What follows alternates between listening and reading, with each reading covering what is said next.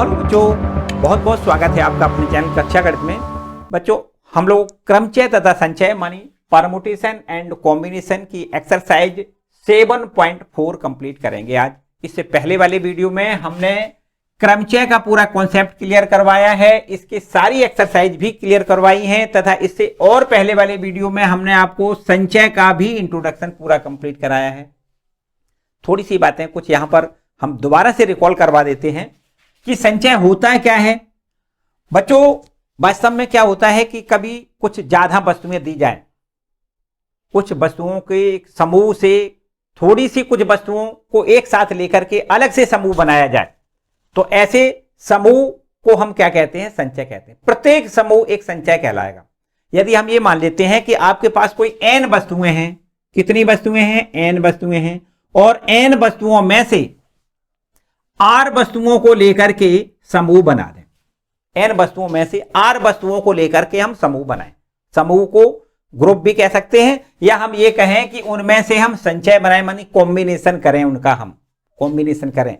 ठीक है, तो n वस्तुओं में से r वस्तुओं को लेकर के जो समूह बनाए जाएंगे, वो समूह, प्रत्येक समूह को क्या कहते हैं? हम कॉम्बिनेशन कहते हैं। प्रत्येक समूह को हम संचय कहते हैं। और उन संचय की कितने संचय बन सकते हैं, उनकी संख्या ज्ञात करनी है अगर, तो उसको हम NCR से लिखते हैं। n वस्तुओं में से r वस्तुओं को लेकर के जो समूह बनेंगे उनकी संख्या कितनी होगी, उनकी संख्या NCR से प्रदर्शित की जाती है।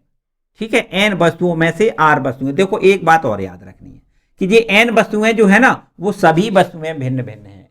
n वस्तुओं में से r वस्तुओं को लेकर के जो समूह बनाए जाएंगे उनकी संख्या NCR से डिनोट की जाएगी। देखो, ध्यान दें, थोड़ी सी बातें हम आपको कुछ और बताएंगे। देखो, अगर आपके पास कोई ABC 3 वस्तुएं हैं, 3 वस्तुएं, और अगर 3 वस्तुओं में से 2 वस्तुओं को एक साथ लेकर, देखो ध्यान दें, 3 वस्तुएं हैं ABC, और इन 3 वस्तुओं में से 2 वस्तुओं को एक साथ लेकर के हम पहले देखो क्रमचय की बात बताएं, एक साथ लेकर बने क्रमचयों की संख्या बताओ कितनी होगी। बने क्रमचयों की संख्या कितनी होगी? देखो बच्चों, यहां क्या करते हैं? क्रमचय में क्या करते हैं? हम वही काम क्रमचय में करते हैं, वही संचय में करते हैं। थोड़ा सा फर्क है। क्या फर्क है? यहां पर क्रम का ध्यान रखते हुए हम अरेंजमेंट तैयार करते हैं। क्रम का ध्यान रखते हुए हम अरेंजमेंट जब तैयार करते हैं तो उनको हम क्या कहते हैं? क्रमचय कहते हैं। प्रत्येक अरेंजमेंट क्रमचय कहलाएगा। जैसे हम आपसे कहें कि AB, एक देखो 2 वस्तुएं लेना, ABC 3 वस्तुओं में से 2 वस्तुओं को लेकर अगर क्रमचय बनाएं तो एक AB क्रमचय बन जाएगा, एक AC भी क्रमचय बनेगा, एक BC, एक BA, और इसके बाद एक CA और एक CB। क्रमचयों की संख्या देखो कितनी है? क्रमचयों की संख्या 6 हो जाएगी। क्रमचयों की संख्या कितनी हो जाएगी? 6। अच्छा, अब यहां पर देखिए, अगर हम आपसे कहें कि संचय बनाओ, संचयों की संख्या कितनी होगी? संचयों की संख्या कितनी होगी? तो यहां पर देखो क्रम का ध्यान नहीं रखना है। AB और BC 2 यहां पर क्रमचय जब बनाए थे तो AB और BC 2 अलग अलग क्रमचय बन गए थे। मतलब A पहले B बाद में, क्रम का ध्यान लिखा है ना, और यहां पर B पहले A बाद में। तो यहां पर क्रम का ध्यान अगर रखोगे तो यहां पर 2 A क्रमचय बन जाएंगे, और यदि क्रम का ध्यान ना दें तो यहां पर संचय यही कहलाएगा। देखो, क्रमचय और संचय में यही तो अंतर है। यहां पर AB BA अलग अलग नहीं, बल्कि एक ही AB आपको लिखना है। क्रमचयों संचयों की संख्या कितनी हो जाएगी? एक संचय आपका AB हो जाएगा, इसी प्रकार एक BC हो जाएगा, एक CA हो जाएगा। तो यहां पर केवल और केवल 3 संचय होंगे। क्रमचय 6 होंगे, संचय 3 होगी। ABC 3 वस्तुओं को एक साथ लेकर क्रमचयों की संख्या 6 हो जाएगी तथा संचयों की संख्या केवल 3 हो जाएगी। याद रखिए, आपको हमने पहले बताया है कि अगर क्रमचय की बात कर रहे हैं तो क्रमचय को अंग्रेजी में परमुटेशन कहेंगे, उसको P से डिनोट करते हैं। इसको हम NPR से लिखते हैं। n वस्तुओं में से r वस्तुओं को लेकर बने क्रमचयों की संख्या NPR से डिनोट की जाएगी। तो यहां बताओ n बराबर कितना आप लिखोगे? n बराबर ए बी सी, 3 वस्तुएं हैं, उनमें से 2 वस्तुओं को एक साथ लेकर के क्रमशः कितने बन गए? 6 देखो बन गए। 3 वस्तुओं में से 2 वस्तुओं को एक साथ लिया, ए बी सी 3 वस्तुएं थी, उनमें से 2 वस्तुओं को एक साथ लेकर जो क्रमशः हमने बनाए वो कितने बनाए? 3 में से 2 लेना है, 3p2 क्रमशः बनाए और उनकी संख्या कितनी है? 6 है। यहां देखिए 3 वस्तुओं में से 2 वस्तुओं को लेकर जो संचय बने उनकी संख्या कितनी है? 3 है। इस देखो हमने बताया आपको कि 3 वस्तुओं में से 2 वस्तुओं को अगर लें तो संचय को हम सी से डिनोट करते हैं, 3c2 लिखेंगे और इनकी संख्या हमने यहां देखो देखी है कि उनकी संख्या कितनी है? 3। कितनी है? 3। अब देखो अगर हम थोड़ी देर के लिए ये कहें कि इनमें और इनमें दोनों में क्या संबंध है, तो आप बता सकते हो, बड़े आराम से बता सकते हो कि अगर ये 6 है और इसको भी 6 करना चाहो तो यहां 2 से मल्टीप्लाई कर दें, 3c2 बराबर ये देखो 3 गुणे 2, मतलब 3 में यहां 2 का मल्टीपल, यहां भी हमने 2 का मल्टीपल कर दिया, तो 2 इंटू 3c2 बराबर हम लिख सकते हैं 6। यहां भी देखो ध्यान दें 6, ये भी 6। अगर इनकी दोनों की तुलना कर दें हम तो यहां बड़े आराम से ऐसा लिख सकते हैं कि 3p2 बराबर हो जाएगा 2 इंटू में 3c2। देखो ध्यान दें भैया, यहां हो जाएगा कि नहीं हो जाएगा? 3p2 बराबर 6 है, 2 इंटू 3c2 बराबर भी 6 है, तो अगर ये दोनों 6 हैं तो 3p2 बराबर 2 गुणे 3c2 हो जाएगा। बिल्कुल ठीक बात है, ठीक है ना? अच्छा एक बात समझो कि अगर हम 2 कहें या फैक्टोरियल 2 कहें तो एक ही बात है। फैक्टोरियल 2 बराबर 2 होता है, 2 बराबर क्या होता है? फैक्टोरियल, तो एक ही बात है। तो यहां से अगर हम 3c2 लिखना चाहें तो 3c2 बराबर कितना हो जाएगा? 3p2 बटे में फैक्टोरियल 2 हो जाएगा। आप बड़े आराम से यहां से ऐसे कह सकते हो, देखो ध्यान दें, यहां से अगर इसका एक जनरल रूप देना चाहें तो 3 वस्तुओं थी, 3 वस्तुओं में से 2 वस्तुओं को लेकर बने संचयों की संख्या 3c2 से डिनोट की जाएगी। अगर n वस्तुएं हों और n वस्तुओं में से r वस्तुओं को लेकर जो संचय बनाए जाएंगे उनकी संख्या ncr से लिखी जाएगी। तो ncr बराबर कितना हो जाएगा? देखो ध्यान दें, इसी प्रकार यहां भी आप उसी पैटर्न पर लिखें तो npr लिख दें और बटे में फैक्टोरियल 2। और फैक्टोरियल 2 का मतलब क्या है? यहां देखिए फैक्टोरियल 2 का मतलब है फैक्टोरियल r, है ना? Factorial r। तो यहां से एक आपके पास फॉर्मूला बन गया कि NCR बराबर NPR का तो फॉर्मूला आप जानते हो क्या होता है? फैक्टोरियल n अपॉन में फैक्टोरियल n माइनस r, और ये फैक्टोरियल r पहले से लिखा है तो यहां इसको भी हम लिखेंगे फैक्टोरियल r। ठीक है, आपके पास एक फॉर्मूला बन गया कि NCR बराबर factorial n upon factorial r into factorial n minus r। ये आपके पास एक फॉर्मूला है। अगर n वस्तुओं में से r वस्तुओं को एक साथ लेकर के संचय बनाए जाएंगे तो उनकी संख्या फैक्टोरियल n बटे factorial r into factorial n minus r के बराबर होती है। ठीक है, ये आपके पास संचय का एक फॉर्मूला है, इसका हम उपयोग करेंगे यहां पर प्रश्नों को हल करने में कि NCR मतलब n वस्तुओं में से r वस्तुओं को लेकर के जो संचय बनेंगी उनकी संख्या कितनी होगी? Factorial n upon factorial r into factorial n minus r। ठीक है, इसको आप बड़े आराम से नोट करें भाई। इसके बाद देखो और कुछ बातें आपको यहां पर जरूरत पड़ने वाली हैं, वो भी हम आपको यहां पर बता दें और फिर इसके बाद एक्सरसाइज के पूरे क्वेश्चन हम यहां पर सॉल्व करेंगे। देखो ध्यान दें, यहां पर देखो कुछ और बातें आपको कंप्लीट करनी है। जैसे आपके पास कभी ऐसा लिखा हो NCR, तो इस NCR को हम लिख सकते हैं NCN माइनस R भी लिख सकते हैं। देखो ध्यान दें, ये कब यूज करेंगे? जब कभी R का मान बहुत बड़ी बड़ी संख्या हो। जैसे आपके पास कभी ये लिखा हो 25C 16, मान लो थोड़ी देर के लिए ऐसा लिखा है 25C 16, तो अगर ये बड़ी संख्या इसको छोटी बनाना चाहो तो बड़े आराम से गणना करने में इसमें सहूलियत मिल जाएगी। तो इसको हम लिख सकते हैं 25C 25 माइनस 16, और यहां से 25C 25 में से 16 घटाओगे 9, तो 25C जो 9 का मान होगा वही 25C 16 का मान होगा। ठीक है, और 25C 9 को हम इसकी अपेक्षा बड़े आसान से हल कर सकते हैं। ठीक है, तो याद रखिए अगर इस प्रकार के कोई सवाल दिए जाएं तो इसमें हम एन सी आर बराबर n C n minus r का प्रयोग कर सकते हैं। ठीक है, आगे देखो और एक फॉर्मूला हमारे पास है, एक फॉर्मूला और है, n C r minus 1 plus n C r बराबर हम लिख सकते हैं एन प्लस 1 सी आर। ठीक, इसको भी आपको याद करना है। देखो ये हमने सारे फॉर्मूले प्रूव करवाए हैं इससे पहले वाले लेक्चर में, जिसमें हमने इसका इंट्रोडक्शन दिया है, उसमें हमने सारे ये फॉर्मूले प्रूव करवाए हैं। ठीक है, अगर इनका प्रूफ देखना है तो नीचे डिस्क्रिप्शन में लिंक दिया गया है, उसको क्लिक करके उस पर आप जाएं और पूरे यहां पर सूत्रों का प्रूफ देख सकते हो। तो चलो n C r minus 1 plus n C r बराबर एन प्लस 1 सी आर। देखो थोड़ा इसके लिए ऐसे याद करना है कि ये ऊपर जो लिखा हुआ है एन, उसमें आपको एक प्लस करना है। ठीक, देखो यहां एक एग्जाम्पल से समझ में बहुत अच्छे से आएगा, एग्जाम्पल से समझ लें। यहां पर अगर इस प्रकार से दिया जाए कि 5C3 और प्लस 5C4, तब इसका हल आपको लिखना है 6C4। क्या लिखना है? 6C4। देखो ध्यान दें, ये आपके पास जो ऊपर है वो n है, उसमें एक प्लस करना है, तो यहां से 5 में एक प्लस करोगे 6 हो जाएगा। और CR का मतलब इन दोनों में जो बड़ा है, देखो ये आपका बड़ा है, ये छोटा है, तो बड़ा इसमें कौन सा है? 4, तो आपको यहां 4 लिखना है। ठीक है, तो 6C4 को हम बड़े आराम से हल कर सकते हैं। और यदि 6C4 को भी हल करना चाहो तो इससे पहले देखो ये फॉर्मूला है, उसको भी हम यहां यूज कर सकते हो। तो 6C4 बराबर क्या ले सकते हो? 6C, 6 में से 4 घटाओगे तो 2 यहां मिल जाएगा, 6C2। अब देखो 6C2 का बहुत आसान से हम हल कर सकते हैं। 6C2 बराबर कैसे हल करोगे?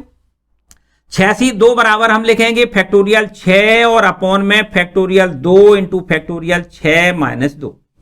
ठीक है, तो इस प्रकार से फैक्टोरियल 6 को हम लिखेंगे 6 गुणे 5, अब फैक्टोरियल 4 लिख दो, और बटे में फैक्टोरियल 2 इंटू में फैक्टोरियल 4, 6 में से 4 घटाओगे 4 बचेगा, 6 में से 2 घटाओगे तो फैक्टोरियल 4 बचेगा। और ये फैक्टोरियल 4 से फैक्टोरियल 4 कैंसिल कर सकते हो, तो अब हमारे पास 6 गुणे 5, फैक्टोरियल 2 की वैल्यू 2 गुणे 1, 2 से इसको कैंसिल करोगे 3, और 3 पंचे 15 इसका आंसर आएगा। ठीक है, तो इस प्रकार के सारे प्रश्न अभी आपको मिलेंगे जो कि एक्सरसाइज 7.4 के प्रश्न होंगे। ठीक है, इसको हम बड़े आराम से करेंगे।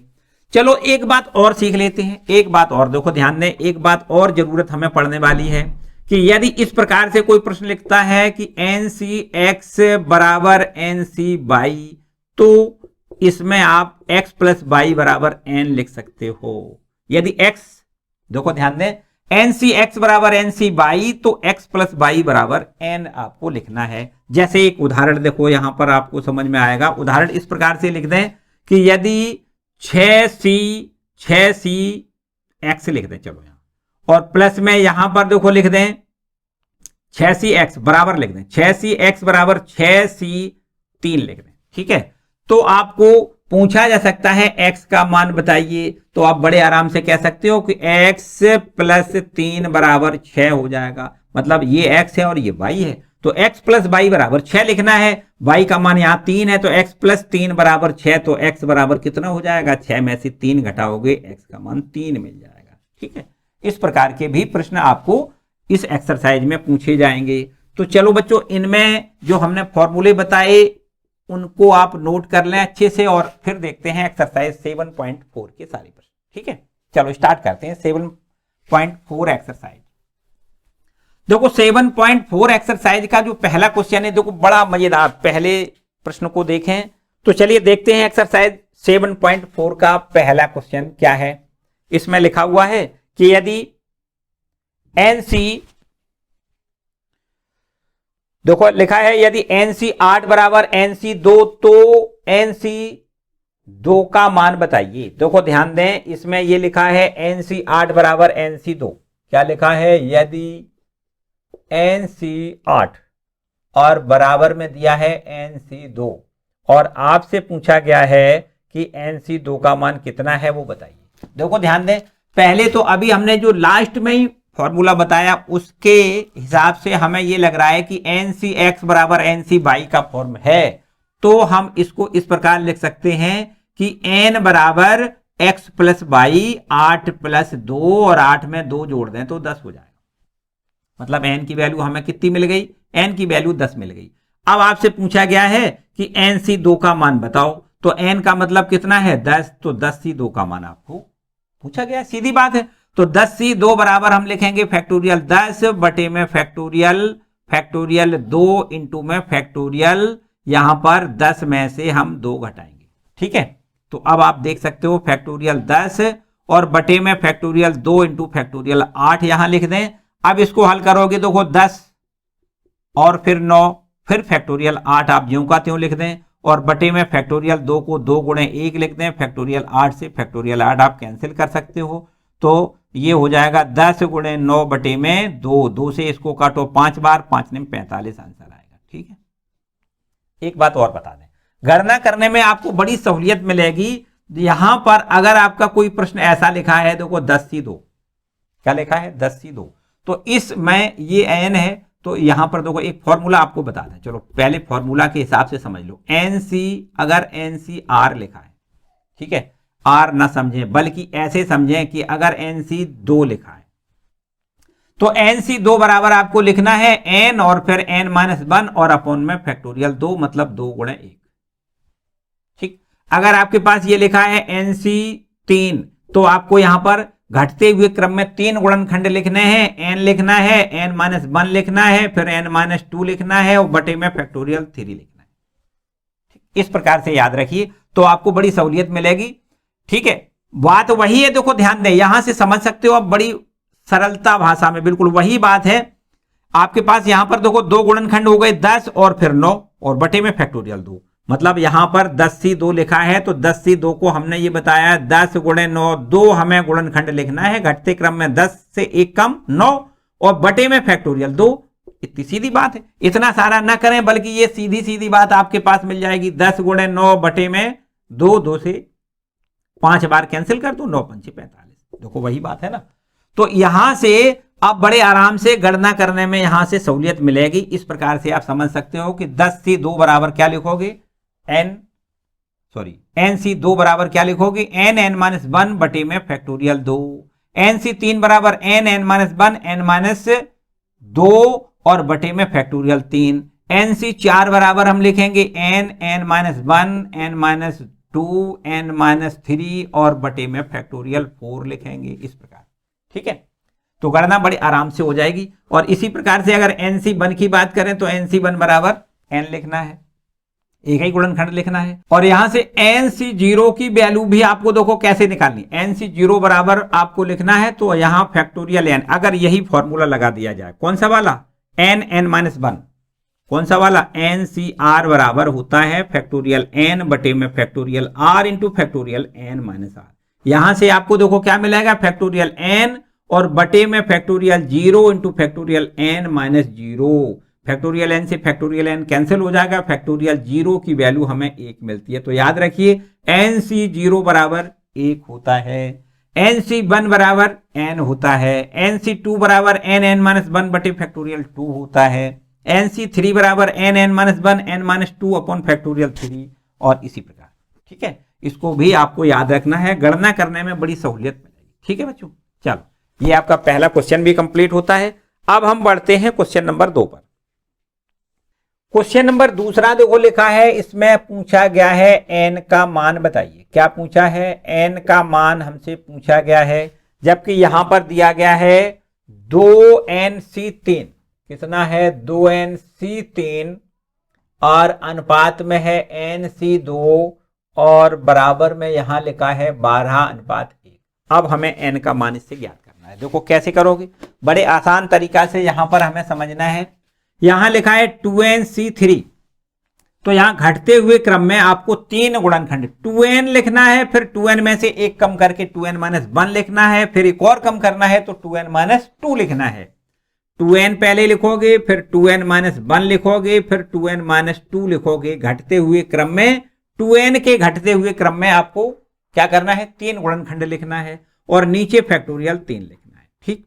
और यहां भी देखो NC2 लिखा है, यहां लिख दो n-1 2 गुणनखंड लिखना है घटते हुए क्रम में, और अपॉन में फैक्टोरियल 2 लिख दें और बराबर में 12:1 लिख दें, ठीक है। अनुपात का मतलब आपको पता है बटे होता है, तो आपको क्या करना है, ये और अनुपात का मतलब ये फिर बटे में लिखना है। ठीक है, यहां लिखते हैं देखो 2n माइनस 1। इस गुणनखंड से आप 2 कॉमन ले सकते हो, तो यहां पर n माइनस 1 बचेगा और अपॉन में फैक्टोरियल 3 को हम 3 इंटू 2 इंटू 1 लिख दें और यहां भाग की जगह अगर गुणा का चिन्ह कर दें तो ये फैक्टोरियल 2 ऊपर पहुंच जाएगा। फैक्टोरियल 2 मतलब 2 गुणे 1 और ये नीचे आ जाएगा n इंटू n माइनस 1 और बराबर में इधर 12/1 लिख दें। तो यहां से बड़े आराम से हम 2 से 2 कैंसिल कर सकते हैं और इसके बाद n माइनस 1 से n माइनस 1 कैंसिल कर सकते हैं, n से ये n भी कैंसिल कर सकते हैं। तो 2 का 2 में मल्टीप्लाई 4 और यहां से 2n माइनस 1 और बटे में आप यहां 3 लिख दें, इंटू में यहां से देखो कुछ नहीं बचा और बराबर में इधर क्या बचेगा 12/1। ठीक, 4 एकम 4, 4 तिया 12, 3 बार कैंसिल हो जाएगा, 3 त्रिका 9 हो जाएगा। 2n माइनस 1 बराबर 9, 2n बराबर कितना हो जाएगा 10 हो जाएगा। तो n बराबर कितना हो जाएगा 5 हो जाएगा। बस n का मान पूछा गया, देखो n बराबर 5। ठीक है, इस प्रकार। चलो इसको नोट करो भाई। इसके बाद इसी में एक और दूसरा पार्ट है, देखो इसका एक और दूसरा पार्ट है। वैसे तो चाहो आप इसको कर सकते हो, लिखा है 2nc3। कितना लिखा है देखो ध्यान दें, 2nc3 और अनुपात nc3, अनुपात में लिखा है nc3 और बराबर में इधर कितना है 11/11 अनुपात 1 लिखा हुआ है। 11/1 कर सकते हो इसको। तो यहां से बिल्कुल जो यहां पर किया है वही बिल्कुल सब कुछ यहां करना है और मेरे ख्याल से हम ना करें तो आप कर सकते हो, है ना, बड़े आराम से। n की वैल्यू इसमें भी आपको ज्ञात करनी है। चलो इसको आप खुद कर ले। अब आते हैं क्वेश्चन नंबर 3 पर। देखो क्वेश्चन नंबर 3 क्या है। ठीक है, इसको रब कर लें। इसको रब करने के बाद हम लोग पहुंचते हैं क्वेश्चन नंबर 3 पर। देखो तीसरा प्रश्न क्या है, इसमें लिखा है किसी वृत्त पर स्थित 21 बिंदुओं से होकर जाने वाली कितनी जीवाएं खींची जा सकती हैं। देखो ध्यान दें, 21 बिंदु किसी वृत्त पर हैं। जैसे थोड़ी देर के लिए ऐसे ही अब एक चित्र बना लें, ये ठीक, ये वृत्त हो गया। इस पर 21 बिंदु हैं, 1 2 3 4 5 6। हम थोड़ी देर के लिए यहां पर गिनती ना गिने और मान लें कि ये 21 बिंदु है। ठीक है, कितने हैं 21 बिंदु। अब अगर आपसे कोई ये कहता है कि जीवा बनाओ तो जीवा कितनी बन जाएंगी, भैया 2 बिंदुओं को मिलाने से जो रेखा बनेगी वो सब जीवा हो जाएगी। देखो एक बिंदु ये और एक बिंदु ये, इन दोनों को मिला दें एक जीवा बन जाएगी। इन दोनों बिंदुओं को मिला दें तो ये भी जीवा बनेगी, ये भी जीवा बनेगी, ये भी जीवा बनेगी। मतलब कोई 2 बिंदु मिला दें, क्रम का कोई ध्यान नहीं रखना है, क्रम का कोई ध्यान नहीं रखना है। कोई 2 बिंदु मिला दें तो आपको जीवा मिल जाएगी। तो उन जीवाओं की कितनी संख्या होगी ये आपसे प्रश्न कहता है। देखो आपको लिखना है 21 बिंदुओं, ये कहां पर है वृत्त पर, वृत्त पर स्थित 21 बिंदुओं में से 21 बिंदुओं में से 21 बिंदुओं में से कोई 2 बिंदुओं को लेकर बनने वाली जीवाओं की संख्या आपसे पूछी गई है। तो आपको लिखनी है कितनी हो जाएगी 21c2 हो जाएगी। ठीक है, क्रम का कोई ध्यान नहीं रखना है। अगर क्रम से कोई रखने की बात होती तो वहां पर परमुटेशन की बात होती, तो वहां पर हमें संचय की जगह क्रमचय बनाना होता। तो यहां से कोई भी 2 बिंदु ले सकते हो, क्रम का कोई ध्यान नहीं। 21 में से 2 बिंदुओं को लेकर के जो रचनाएं बनेंगी उन रचनाओं को ही हम वास्तव में जीवा कहेंगे। तो 21c2 इन जीवाओं की संख्या हो जाएगी। 21c2 बराबर कैसे लिखोगे, 21 गुणे 20 और बटे में फैक्टोरियल 2, मतलब 2 गुणे 1। सिंपल सी बात है। हमें क्या करना है, यहां पर 2 लिखा है, इसका मतलब यहां से घटते हुए क्रम में 2 गुणनखंड लिखना है। पहले इकाई से लिखना है, फिर इकाई से 1 कम करके 20 लिखना है और बटे में फैक्टोरियल 2 को 2 गुणे 1 लिख के हम यहां से इसको हल कर लें तो यहां पर हमें जीवाओं की संख्या मिल जाएगी। कितनी मिल जाएगी, 210 जीवाएं मिल जाएगी। ठीक है, चलो इसके बाद अब बात करते हैं क्वेश्चन नंबर 4 पर आ जाओ। चौथा प्रश्न देखो क्या है, लिखा है 5 लड़के और 4 लड़कियों में से, चलो इसको पहले रब कर लेते हैं। क्या लिखा है, 5 लड़के और 4 लड़कियों में से 3 लड़के और 3 लड़कियों की टीमें बनाने के कितने तरीके हो सकते हैं। क्या करना है, 5 लड़के हैं और 4 लड़कियां हैं, उसमें से हमें टीमें बनानी है, 3 लड़का सेलेक्ट करना है और 3 लड़कियां। देखो ध्यान दें क्या करना है हमें, क्वेश्चन नंबर है ये आपका चौथा, इसमें लिखा है 5 लड़के, 5 लड़कों में से 3 लड़के हमें लेने हैं, 3 लड़के चुनने के प्रकार बताओ, चुनने के प्रकार कितने हो जाएंगे। 5 लड़कों में से 3 लड़कों को चुनना है तो आपको लिखना है 5 से 3 प्रकार से चुने जा सकते हैं। इसके बाद 4 लड़कियां हैं, 4 लड़कियों में से 3 लड़कियों को चुनना है, 3 लड़कियों को चुनने के प्रकार बताओ, चुनने के प्रकार बराबर कितने हो जाएंगे, आपको 4 से 3 लिखना है, 4 से 3 प्रकार से चुने जा सकते हैं। तो गणना के सिद्धांत से कुल 5 लड़कों में से 3 लड़के और 4 लड़कियों में से 3 लड़कियों के चुनने के कुल प्रकार कितने हो जाएंगे। तो आपको यहां लिखना है गणना के आधारभूत सिद्धांत से, यहां लिख सकते हो आप गणना के सिद्धांत से, गणना के सिद्धांत से या आधारभूत सिद्धांत से एक ही बात है। 3 लड़कियां, 3 लड़के पहले लिख लें, 3 लड़के व 3 लड़कियों को चुनने के अभीष्ट प्रकार, चुनने के अभीष्ट प्रकार बराबर कितने हो जाएंगे, 5 सी 3 गुणे 4 सी 3, इनको हल कर लें आंसर आ जाए। देखो इसको हल करने के लिए 5 के घटते हुए क्रम में आपको 3 गुणनखंड लिखने हैं, 5 लिखना है, 4 लिखना है, 3 लिखना है, नीचे फैक्टोरियल 3 को आप 3 गुणे 2 गुणे 1 लिख सकते हो, 4 सी 3 को कैसे लिख सकते हो, चाहो तो 4 सी 3 को हम 4 सी 2 भी लिख सकते हैं, 4 सी 1 सॉरी। देखो हमने आपको सूत्र बताया NCR बराबर होता है NCN माइनस R होता है कि नहीं। तो यहां इसी प्रकार से 4 सी 3 को हम 4 सी 1 भी लिख सकते हैं, 4 में से 3 घटाओगे यहां पर 1 मिल जाएगा, इसको भी देखो लिख सकते हो, इसको भी लिख दें, 5 सी 5 में से 3 घटाओगे यहां पर 2 मिलेगा, तो 5 सी 2 इसको लिख सकते हैं और 4 सी 3 को 4 सी 1 लिख सकते हैं। तो अब इसको हल करोगे तो 5 गुणे 4 केवल 2 गुणनखंड लिखना है, नीचे फैक्टोरियल 2 मतलब 2 हो जाएगा, इनटू में 4 सी 1 बराबर 4 लिखना है, ठीक। तो इसको हल करोगे 2 से इसको 2 बार काटो, 5 दूनी 10 और 10 चौको 40। यहां पर 5 लड़कों में से 3 लड़के तथा 4 लड़कियों में से 3 लड़कियों के चुनने के कुल प्रकार कितने होंगे, 40 हो जाएंगे, ठीक है। तो ये आपका क्वेश्चन नंबर 4 कंप्लीट होता है, इसको भी नोट करें भाई। इसके बाद हम लोग पहुंचते हैं क्वेश्चन नंबर 5 पर, ठीक है, इसको रब कर लें, इसको रब कर लें और अब पहुंचते हैं क्वेश्चन नंबर 5 पर। देखो 5वें प्रश्न में क्या कहा है, 6 लाल रंग की 5 सफेद रंग की और 5 नीले रंग की गेंदों में से 9 गेंदों के चुनने के तरीकों की संख्या बताइए। 9 गेंदें चुननी है टोटल और शर्त आगे दी गई है कि यदि प्रत्येक संग्रह में प्रत्येक रंग की 3 गेंदें हों, मतलब हर कलर की 3 गेंदें होनी चाहिए। लाल कितनी है, देखो यहां पर हम सबसे पहला काम तो ये करेंगे कि लाल गेंदें कितनी हैं लिख दें। देखो देखो ध्यान दें, लाल गेंदें बराबर कितनी हैं, आपको 6 लिखनी है।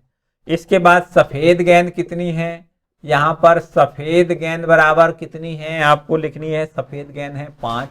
इसके बाद तीसरे कलर कौन सा है, नीला, आपको लिखना है नीले कलर की गेंदें कितनी हैं, नीली गेंदें बराबर आपको लिखनी है कितनी, नीली गेंदें बराबर आपको लिखनी है 5, ये नीली भी गेंदें 5 है, ठीक है।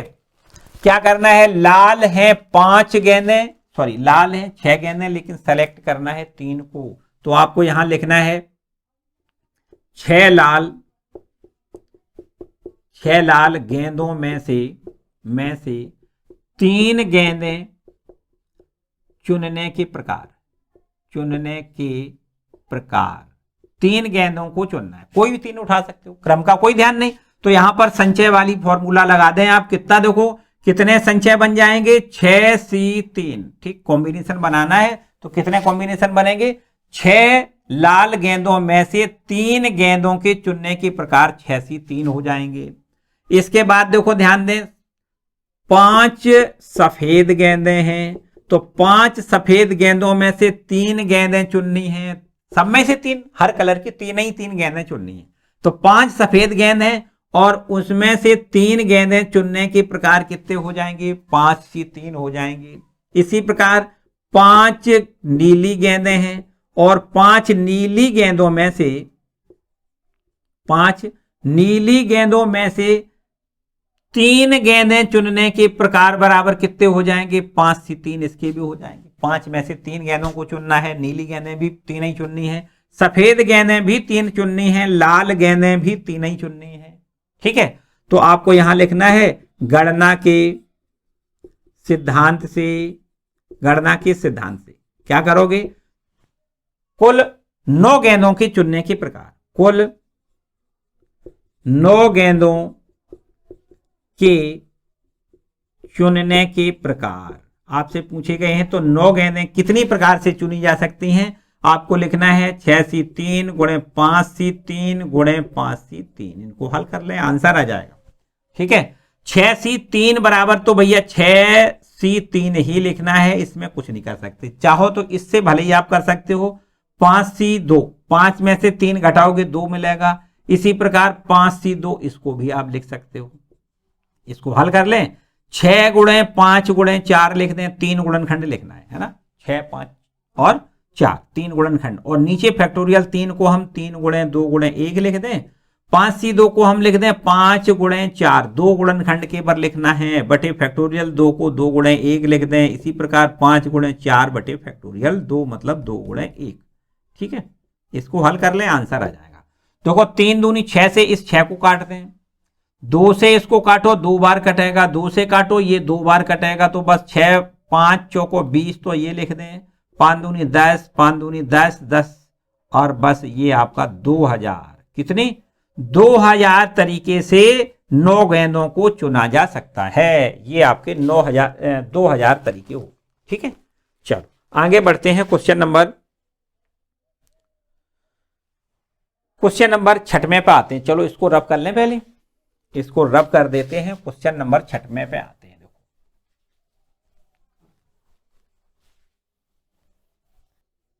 तो यहां देखो 6वें प्रश्न में कहा गया है 52 पत्तों की एक गड्डी में से 5 पत्तों को लेकर बनने वाले संचयों की संख्या निर्धारित करिए यदि प्रत्येक संचय में तथता 1 इक्का है। देखो 1 इक्का है, इक्के होते कितने हैं, 52 पत्तों की गड्डी जो होती है उसमें 4 इक्के होते हैं, उसमें से आपको 1 इक्का चुनना है। देखो ध्यान दें,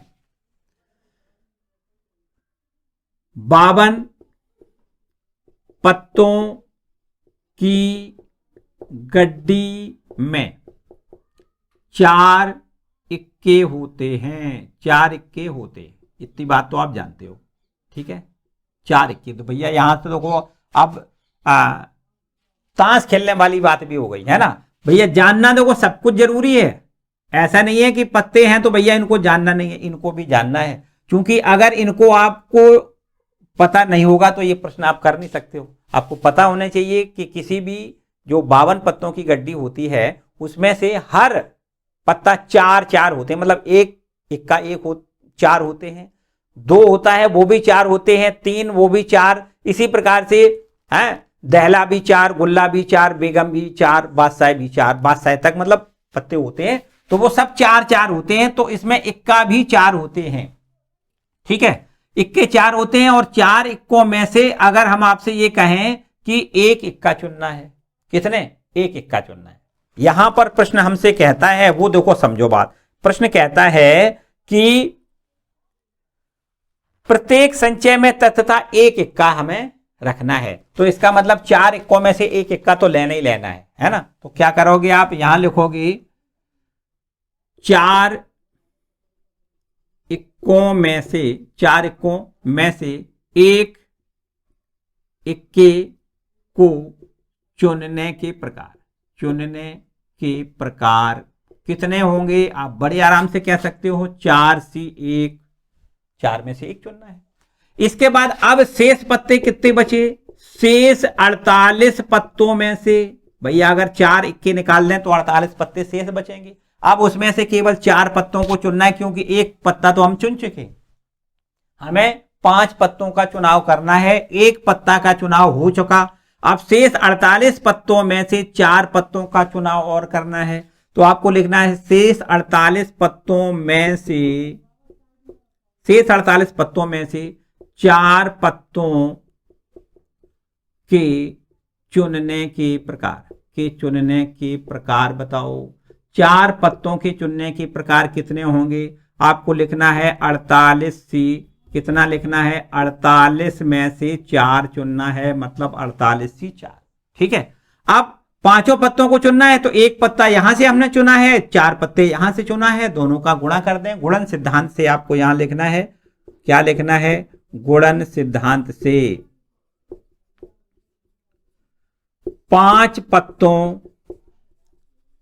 के चुनने के प्रकार, चुनने के प्रकार आपको पता चल जाएंगे। क्या कर दो, 4C1, ये 4 में से एक चुनने का प्रकार है, और ये 48 में से 4 चुने हैं, तो ये 48C4 यहां लिख दें, दोनों का गुणा कर दें, आंसर आ जाएगा। देखो कैसे करोगे, 4C1 बराबर तो आपको 4 लिखना है, 48C4 का मतलब हमें 4 गुणनखंड लिखने हैं, 48 लिखना है, एक कम करके लिख दें, यहां 47 मिलेगा, एक और कम करें 46 मिलेगा, एक और कम करें तो 45 मिलेगा, और नीचे जो 4 लिखा है उसको फैक्टोरियल 4 लिखोगी तो 4 3 2 1।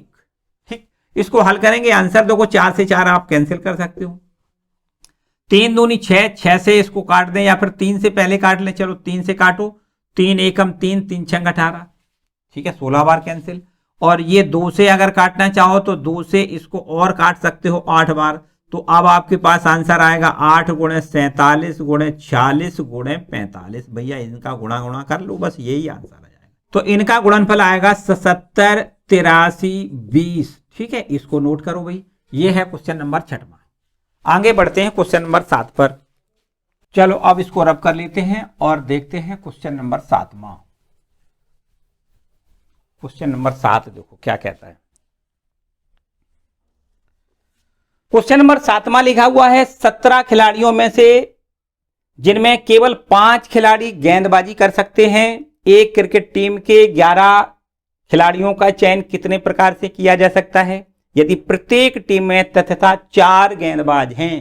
देखो टोटल मिला के हम ऐसे कह सकते हैं कि ये टीम जो हमें 11 सदस्यीय बनानी है उनमें 17 खिलाड़ी हैं, और 17 से हमें केवल 11 खिलाड़ियों का चयन करना है। और इसमें यह भी निश्चित रूप से कह दिया गया है कि 4 खिलाड़ियों को गेंदबाजी के लिए रखना ही रखना है, ऐसा भी कहा गया है। देखो ध्यान दें, गेंदबाज कितने हैं इसमें, यहां ऐसे लिख लें, यह है क्वेश्चन नंबर 7। कुल खिलाड़ी, कुल खिलाड़ी, कुल खिलाड़ी कितने हैं, कुल खिलाड़ी हैं 17। इसमें से जो गेंदबाज हैं वो कितने हैं, बॉलर कितने हैं, गेंदबाज हैं वो कितने हैं, आपको लिखना है वो 5 है। ठीक, 5 गेंदबाज हैं। तो शेष अब कितने बचे, शेष खिलाड़ी कितने बचे, शेष खिलाड़ी बचे यहां पर 17 में से 5 घटा दें तो शेष खिलाड़ी अब बचे कितने, 12 है, 12 खिलाड़ी शेष है। अब करना क्या है, 5 खिलाड़ी जो गेंदबाज हैं उसमें से 4 गेंदबाजों को टीम में सेलेक्ट करना है। तो आपको यहां लिखना है 5 गेंदबाजों में से, गेंदबाजों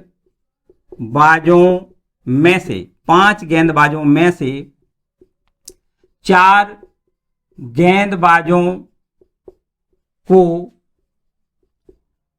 चुनने के प्रकार, चुनने के प्रकार। ठीक है, कितने प्रकार से वो चुने जा सकते हैं, 5 गेंदबाज है उसमें से 4 गेंदबाज लेना ही लेना है, तो आपको उनमें से चयन करने का प्रकार कितना हो जाएगा, 5C4। 5C4 प्रकार से उनको चुना जा सकता है। अब शेष हमारे पास खिलाड़ी बचे कितने, 12 बचे। शेष 12 खिलाड़ियों में से शेष 12 खिलाड़ियों में से अब कितने खिलाड़ियों का चयन करना है, केवल 7 बचे, क्योंकि 4 खिलाड़ियों का चयन यहां हो चुका है। तो 12 खिलाड़ियों में से शेष 7 खिलाड़ियों का और चयन करना है। 12 खिलाड़ियों में से 7 खिलाड़ियों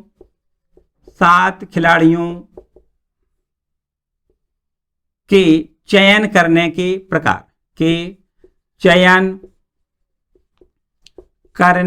प्रकार कितने हो जाएंगे, आपको लिखना है। टोटल हैं 12 खिलाड़ी, उसमें से 7 खिलाड़ियों का चयन करना है। 12 से 7 प्रकार से इनका चयन किया जा सकता है। अब कुल मिला के 11 खिलाड़ियों का चयन कितने प्रकार से हो जाएगा, देखो 5 गेंदबाजों में से 4 गेंदबाज चुने, उनके प्रकार ये हो गए 5 से 4। शेष 12 खिलाड़ी बचे, उनमें से 7 खिलाड़ियों के चयन करने के प्रकार हैं 12 से 7। अब यहां लिख दें गुणन सिद्धांत से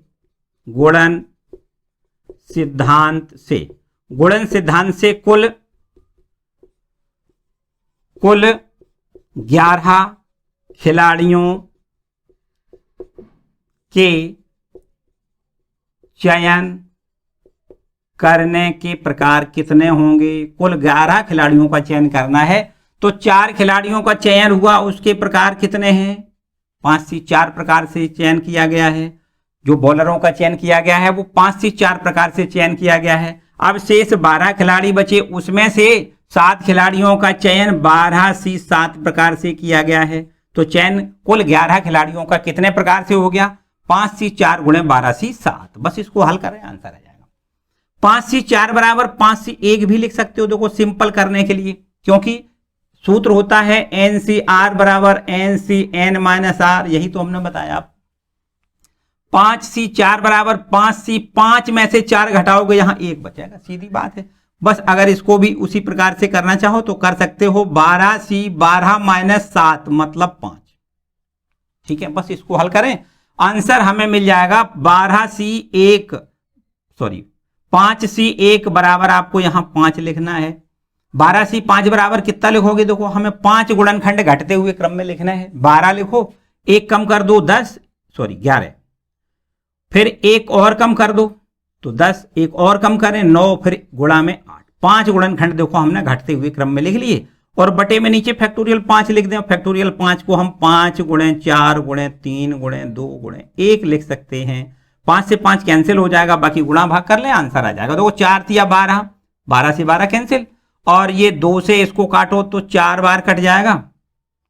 11 गुणे 10 गुणे और 9 चौको 36। अब बस 36 का हम गुणा 11 में करेंगे, 1 जीरो बढ़ाएंगे, देखो 0 10 का ये बढ़ गया, और 11 और 36 का गुणा कितना हो जाएगा, 6 3 9। यहां लिख दें 3960 प्रकार से चयन किया जा सकता है। टीम का चयन कितने प्रकार से किया जा सकता है, 3960 प्रकार। ठीक है बच्चों, इसको नोट कर लें। यह है क्वेश्चन नंबर 7। अब आगे बढ़ते हैं क्वेश्चन नंबर 8 पर। ठीक है, इसको रब कर देते हैं। क्वेश्चन नंबर 8वां देखें। देखो 8वां प्रश्न क्या है, क्वेश्चन नंबर है 8वां। देखिए इसमें लिखा है, एक थैले में 5 काली 6 लाल गेंदें हैं। 2 प्रकार की गेंदें किसी थैले में भरी हुई हैं, उसमें लिखा है 2 काली और 3 लाल गेंदों का चयन कितनी प्रकार से किया जा सकता है, चयन करने के तरीकों की संख्या निर्धारित कीजिए। देखो ये लिखा हुआ है, हमसे प्रश्न कहता है कि कोई एक बड़ा थैला है, मान लेते हैं कि ये आपका एक बड़ा थैला है, इसमें 5 काली गेंदें हैं। काली कितनी है, काली गेंदें 5 हैं। ठीक है, ये हो गई काली गेंदें, और ये आपकी अब एक दूसरा, ये यहां पर दूसरे प्रकार की गेंदें कितनी हैं, ये दी गई हैं 6 लाल गेंदें हैं। 6 लाल गेंदें हैं।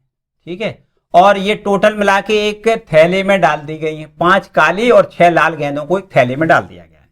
अब इन सवाल में कहा गया है कि 2 काली गेंदों को चयन करना है और 3 लाल गेंदों का चयन कितने तरीकों से किया जा सकता है। तो बहुत सरल सी बात है, हमें यहां पर 5 काली गेंदें दी गई हैं और उसमें से 2 काली गेंदों का चयन करना है। कितने का, 2 काली गेंदों का चयन। 2 काली गेंदों का चयन करना है। तो कितने प्रकार से कर सकते हैं? 5C 2 प्रकार से इनका चयन कर सकते हैं। अब यहां पर लाल गेंदें कितनी हैं? 6। उसमें से हमें कितनी गेंदों का चयन करना है? 3 लाल गेंदों का चयन करना है। 3 लाल गेंदों का चयन करना है। 3 लाल गेंदों का चयन करना है। तो कितने प्रकार से कर सकते हो? 6C 3 प्रकार से इनका चयन किया जा सकता है। और गणना के आधारभूत सिद्धांत से इन 5 गेंदों का चयन करने का कुल कितना प्रकार हो जाएगा? इनका दोनों का आपस में गुणा कर दें। अब आप यहां लिख दें गुणन सिद्धांत से, गुणन सिद्धांत से कुल, देखो यहां प्रश्न में दिया गया है कुल 5 गेंदें तो हमने अपने तरफ से लिख ली, क्योंकि 5 काली गेंदें उसमें से 2 काली गेंदें चयन करना है। 6 लाल गेंदें उसमें से 3 लाल गेंदों का चयन करना है। तो 2 और 3 5 गेंदों का कुल मिला के चयन करना है। तो आप लिख दें गणना के आधारभूत सिद्धांत से 2 काली तथा 3 लाल गेंदों के चयन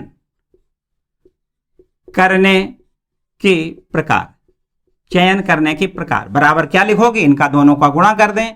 5C 2 गुणे 6C 3।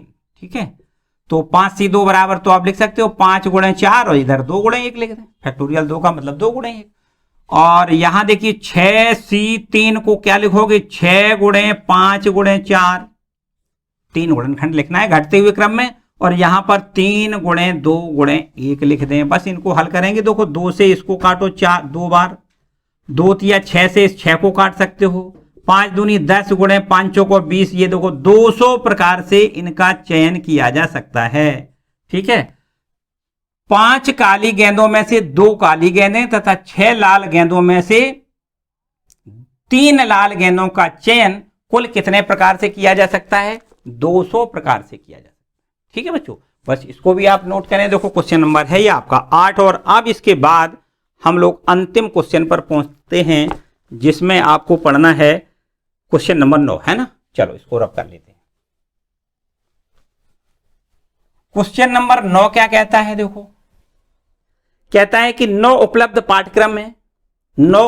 पाठ्यक्रम में से एक विद्यार्थी 5 पाठ्यक्रमों का चयन कितने प्रकार से कर सकता है, यदि प्रत्येक विद्यार्थी के लिए 2 विशिष्ट पाठ्यक्रम अनिवार्य हैं। देखो 9 पाठ्यक्रम है, किसी भी विद्यालय में मान लेते हैं 9 पाठ्यक्रमों की मान्यता है। आपको उसमें से केवल 5 पाठ्यक्रमों को पढ़ना है। 5 पाठ्यक्रमों का मतलब समझते हो? 5 सब्जेक्ट चुनने हैं आपको 9 में से 5 सब्जेक्टों का चयन करना है। और उसमें भी एक शर्त है, 5 नहीं चुनना है, उसमें भी एक शर्त है कि 2 विशिष्ट पाठ्यक्रम ऐसे हैं जो अनिवार्य हैं, वो तो पढ़ना ही पढ़ना है। इसका मतलब उसका चुनाव नहीं करना है, वो तो 2 तो पढ़ना ही पढ़ना है। देखो यहां पर ऐसे समझ सकते हो कि ये आपके टोटल 9 पाठ्यक्रम है। 9 पाठ्यक्रम, कितने पाठ्यक्रम है? 9। उस 9 पाठ्यक्रम में से 9 पाठ्यक्रमों में से 2 पाठ्यक्रमों को चुनना नहीं है, क्योंकि 2 पाठ्यक्रम अनिवार्य हैं, विशिष्ट रूप से इनको पढ़ना ही पढ़ना है ना, अनिवार्य हैं ये। तो यहां से अब हमें केवल 7 पाठ्यक्रम बचे। कितने बचे? 7। अब हमें चुनना था 5 पाठ्यक्रमों में से, 5 पाठ्यक्रमों को चुनना था। 5 में से 2 तो अनिवार्य वाली पढ़ना ही पढ़ना है, तो अब हमें केवल चॉइस तो केवल 3 पाठ्यक्रमों की करनी है। मतलब 7 पाठ्यक्रम में से हमें केवल 3 पाठ्यक्रमों का चुनाव करना है। ठीक, बात समझ में आई? एक बार फिर से समझ लो। यहां पर हम देखो लिख देते हैं, 9वां प्रश्न है। यहां लिख दें कुल पाठ्यक्रम। कुल पाठ्यक्रम कितने हैं? 9। अनिवार्य पाठ्यक्रम अनिवार्य रूप से पढ़ना है 2 पाठ्यक्रमों को, इनको तो 2 को पढ़ना ही पढ़ना है। ठीक है, अब शेष कितने बचे? शेष पाठ्यक्रम जो बचे वो बच गए हमारे पास। देखो 9 में से 2 तो हमें पढ़ना ही पढ़ना है, तो 7 पाठ्यक्रम शेष बचे, जिनमें से हमें अब चुनाव करना है 3 पाठ्यक्रमों का, क्योंकि 2 पाठ्यक्रम तो पढ़ना ही पढ़ना है। अब लिख दें यहां पर शेष 7 पाठ्यक्रमों में से 3 पाठ्यक्रमों का चयन करने के प्रकार बताओ कितने हो जाएंगे? 7 3 प्रकार से इनका चयन किया जा सकता है।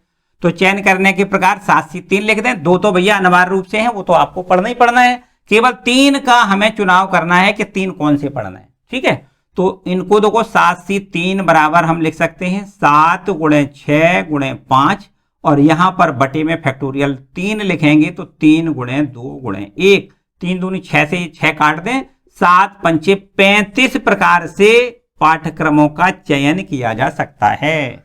यह है क्वेश्चन नंबर 9।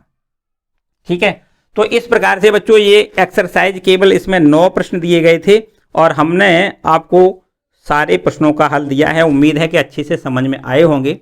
ठीक है, और अब आपकी विविध प्रश्नावली एक और है, विविध प्रश्नावली है, उसको भी आप कंप्लीट करेंगे बिल्कुल एकदम इसके अगले वाले लेक्चर में हम इसको भी कंप्लीट करेंगे। और यहां पर जो प्रश्न दिए गए हैं वो क्रमचय और संचय के मिले जुले प्रश्न हैं। ठीक है, इसमें कुछ क्रमचय के भी हैं, कुछ संचय के भी हैं।